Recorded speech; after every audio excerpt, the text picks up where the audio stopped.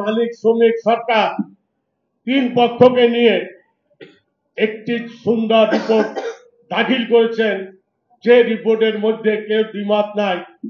তাই বর্তমান সরকারের কাছে অনুরোধ করব যে ভাই, কোন রিপোর্টে তো বিদ্বেষ আছে, বাধা আছে, আমাদের এখানে তো বিদ্বেষ বাধা নাই।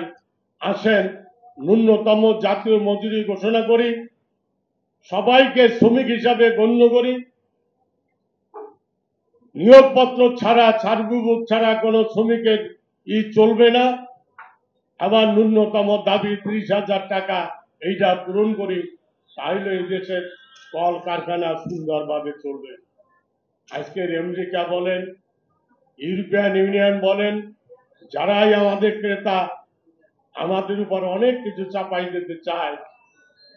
আমেরিকা 35% সুদ আমাদের ঘাড়ে চাপাচ্ছেন। জানি না ইউরোপিয়ান ইউনিয়ন কত চাপাবে। তার কারণ, একটি দুর্বল সরকার যখন থাকে, মানুষ যখন দুর্বল থাকে, তার উপর অত্যাচার করে। আমার এখানে শাসক দুর্বল, আমরা ঐক্যবদ্ধ নাই। কিন্তু আমরা যদি শ্রমিকরা ঐক্যবদ্ধ হয়ে একটি জায়গায় দাঁড়াতে পারি যে আমার যে শ্রম, আমি সে শ্রমের ন্যায্য মূল্য চাই, এই কথাটা যদি বলতে পারবো একই কণ্ঠে যখন আমরা বলবো, আইবিসি, ডব্লিউআরসি, জি ইস্পাত, কত কিছু আছে, কিন্তু সবাই উপরে যেটা আছে সেটা হলো শ্রমিক কর্মচারী ঐক্য পরিষদ। আসেন না, সেই শ্রমিক কর্মচারী ঐক্য পরিষদ ডাকে।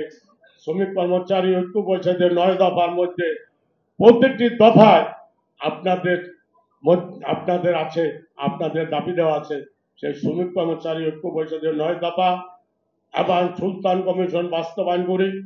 এইটাই আজকে এই প্রতিষ্ঠা বার্ষিকীতে, জাতীয় শ্রমিকের প্রতিষ্ঠা বার্ষিকীতে আপনার শপথ নিয়ে সবাই ঘরে যাবেন, মাঠে ময়দানে কাজ করবেন।